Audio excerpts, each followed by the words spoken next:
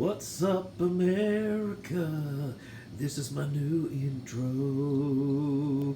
Alright, guys, Reefy Taco back from a long hiatus here to show you this nasty tank that I've still got here. And it looks kind of gross, and I'm going to explain why, and I'm going to go over some of the losses I've had from my own doing and some of the things I'm going to change. And I hope everybody's staying safe. I know all my 10 to 11 subscribers are constantly asking me for health advice, and I'll get back to you when I can. So let's get into this. I have one fish left. His name is Doink, and he killed his mate. He didn't quite kill him, but excuse me, in clownfish, she is the predominant one. So she was pestering the hell out of her mate, and to the point where his fins were like shredded. He couldn't even eat. She would stick him in the corner over here, and it was bad. And so I noticed that he wasn't looking very good, and then the next day he was gone. And usually when that happens, this guy, my elegance coral, eats him. And that's also what happened to my diamond spotted goby. And I think that's it. I think he's only had two fish. He tried to eat, I say he, let's just say it tried to eat a snail once, and that didn't go over too well.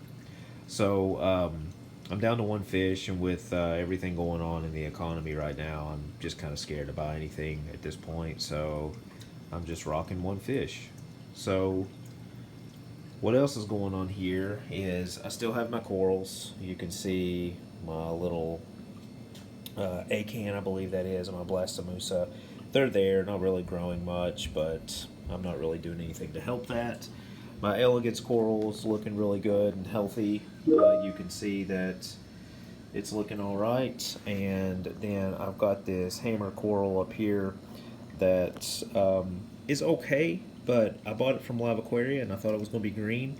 This thing just looks bleached out. It's not very appealing at all, but it has grown a little bit, and it's healthy, so that's fine. And then finally, I had some pom-pomzenia.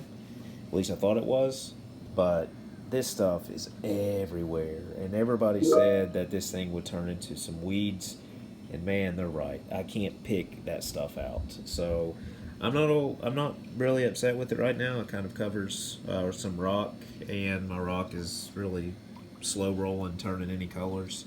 So yeah, I took it out from the back. You can see that it's still on the side here. You can't really see, but I do have some of it back there on the wall, and if that grows out, fine, but I seriously doubt that it will. I do have some coralline growing, so that's a good thing. You can see that power head is pretty much covered in purple, so that's a good thing. And I do have it a little bit on my rocks. Green star polyp, it's there, not doing a whole lot, but it's growing. And that's pretty much it. So going over some losses. I had a royal grandma. It died, and it was weird how it died. Royal grandmas, if anybody ever has one, I would never have one again. They are an absolute beautiful fish, but you never see them. They hide in the rocks all the time, and they only come out to eat, and then they just go back to hiding again. And so my royal grandma got stuck back in this rock, and it didn't come out for 3 or 4 days. And then I moved a rock, and it finally came out. And by that time, it was just not doing well. It hadn't had food. I don't know if that was the cause, but then a couple days later, I saw its dead body stuck up on the power head. So that was unfortunate, but again, I'd never have one again. My diamond spotted goby, I believe that it died because of me, which is awful, but I don't believe that it was eating well enough, because it depleted all the sources in my sand here, and I was only feeding brine shrimp once a week. And since I was doing that, it wasn't getting enough requirements of food, and eventually it died. It died by this guy. So the diamond goby was sick, malnourished, whatever, and then I saw its body hanging out the back of this guy right here, and my shrimp were picking at it constantly, so that was awful. And then finally, the mate to Doink here was pestered to a point where it just ended poorly. So that's what I'm left with. Now, I've been getting really lazy when it comes to water changes and just general husbandry, and that is a downfall to any tank whatsoever. And it's really no excuse other than I'm just being a lazy butt. So what you can see on my sand bed right now is cyano, if I'm saying that correctly. This is a type of algae that forms like a red slime, and you can see that it's actually a really pretty red color. It's almost a copper, and it's all over my sand. Whenever I do a water change, I try to get it up as much as I can, but you can just see how much it's taken. So what I'm doing to combat that now is I'm just doing a ton more water changes. So I'm trying to do 2 times a week instead of the one that I've been doing, and just keeping things clean. So when I get into the tank, I try to remove as much of this stuff as I can. This didn't used to be that bad. It was green hair algae, and so now this has consumed all the nutrients. And so I've got to do something about it. Now, the one good thing about the diamond spotted goby is that my sand was never, ever had an issue. But as soon as he passed on, obviously I've got this. So I may get another one once everything kind of kicks back up in the economy and just spend more time. I haven't done anything else as far as on the back of my tank here, but I will mention some things that I'm definitely going to change.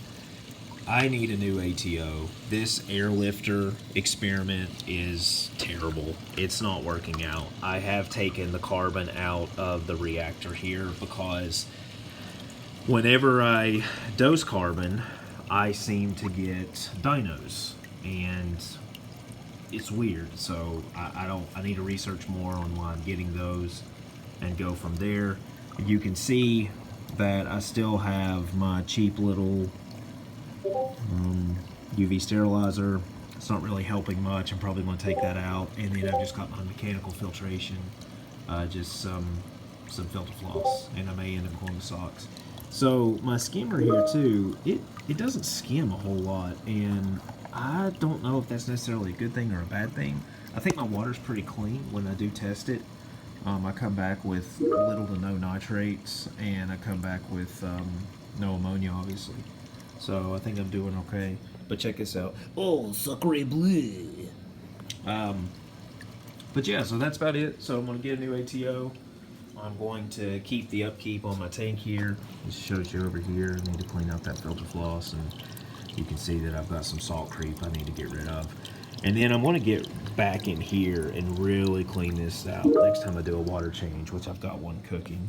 And then I've got to do something about this cyano. So outside of that, tank's been up about a year now. Haven't had anything catastrophic happen outside of a few deaths. I've had every fish I've put in here with the exception of this clownfish die now, which has been a canary blenny, a diamond spotted goby, a royal grandma. But the good thing is my invertebrates have kind of hung around for a little while. The shrimp are fat and happy. Every time I feed hatchery food, which is what I'm feeding now, this hatchery diet, I feed that pretty much exclusively. Try not to feed too much since it is just one fish, but I also try to leave enough for these guys, so they're doing really good, molting and all that good stuff. Next step is to get rid of this algae, obviously, but also look at this stuff. This stuff spreads nuts. It's like wildfire, and you can see how it wraps around. But I'm thinking I may let it grow out and have this really pretty backdrop and then put coral on top of it so that it hides some of the rock. But we'll see how that goes. Fortunately, it hasn't spread over here yet, but I'm sure it will. And then you can see my acan has 1 million heads. You can see my blastomosa has actually grown quite a bit. So we'll see how that goes. Here's my hermit crab. He's just chilling. And that's it. So I wanted to throw together a short video of where I'm at now.